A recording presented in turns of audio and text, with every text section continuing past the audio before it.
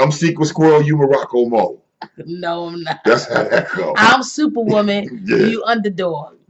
Well, underdog had a little game, you know.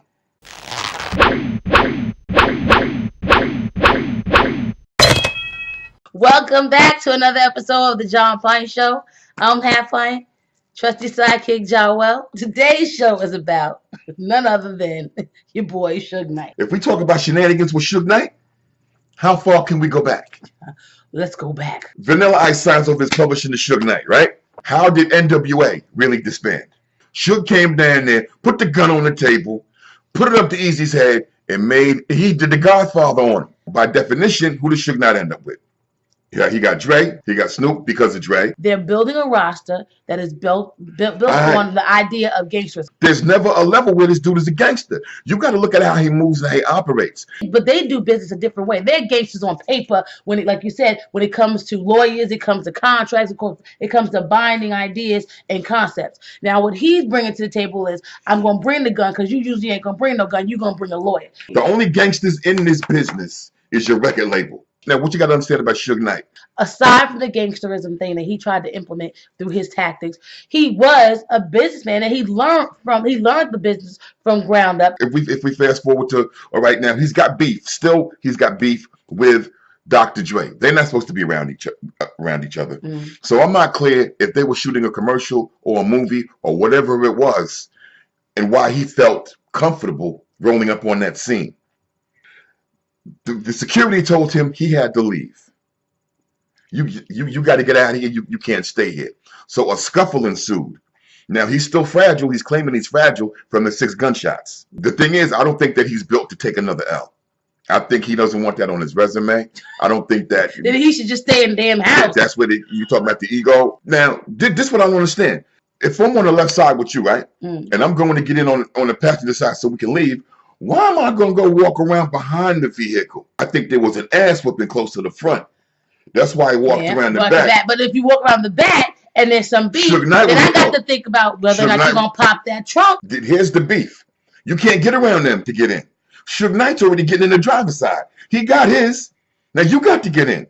So you running around to the back. Suge Knight already got this shit in reverse. And he done knocked you and he ran over. So he ran over 2 people, killed one. Was his people's. And where's he at now? Some people that may claim to be about their life, really not about their life. Real gangsters do real things, and there's no room for it in hip-hop. There's no room for it in the music business because the corporations are all about money. And if it don't make dollars, it don't make sense. Give you a history lesson real quick. Meyer Lansky, Lucky Luciano, Al Capone to a large degree. These were gangsters, all right? These people were not movie stars. We glorify them now, but we were terrorized by them in that time period. Hip hop is not built for that. When you bring that mentality into that, what you're destroying is what we were trying to create. It's the opposite of what we were trying to create. This was a safe haven for supporting an uplifting life as opposed to disregarding life as a whole. Really had to search for that one, huh? I don't know. What you see now is that people now look at him as he's mortal now, and you can be wounded. And the laymen that knocked him out, now they're like, yo, I don't fear him no more. So even Vanilla Ice might come out of that shell and start talking crap. Why is Suge Knight in the news? For the same reason that Al Sharpton is. Not because he speaks for me and you, but because white folks want to put that microphone in front of his face so that they can denigrate you and I. And that's why people need to know exactly what's on this dude's mind, how he thinks, and why you should be appalled every time you see this man on TV. That's their justification for Mike Brown getting gunned down and being called a thug, because they don't see Mike Brown. What they seeing is Suge Knight, because that's the last thing they saw before this happened. That's why it's so dangerous. Hey, a lot of y'all love Empire. You love that it's on TV.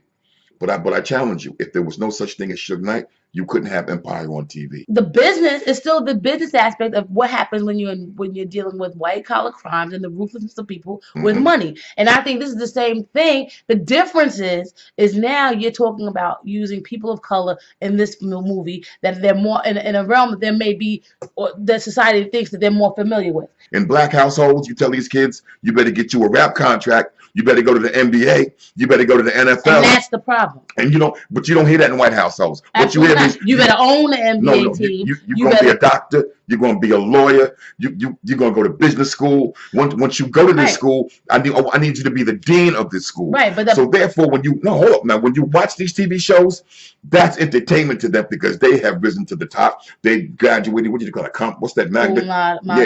They've gotten all of that. We still in the hood being sold these dreams. Do you know what my mother told me? What? When I was a kid, look, listen, man. She went to my teacher, when you don't give the other kids homework, give my son homework.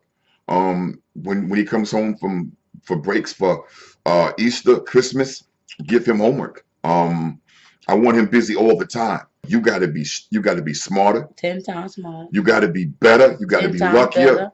And so this is what I'm talking about. That's how I came up. Right. I had to be smarter than my contemporaries. They could have a 65 average and get everything. I would have to have a 90 average and still be seen equal. No. They'd have to give it to me, but begrudgingly. Right. I couldn't have had a 70 and got it because all the white kid had to do was show up. That's what goes to hip hop, because hip hop was taking that charge when others weren't doing it, because they were being incarcerated, or they were being killed, or they were underground from the movement that was taking place. We have to leave the consumerism and the consumer minded piece behind and get back to the producer mentality, and that's not what we're doing. And that's why when we look at these certain images and we say, and I hear what you say when you look at those images and you say that's what people see because those are the only depictions that they get. I agree, but at some point we have to start now taking ownership about what we're going to do about it. So shout out to everyone who listens to us, watches us, catch us every Tuesday. Yo, listen, Suge, don't let them get opinion, man. Station.com. Don't let them get it warm, Suge. Peace. Don't let them get it warm.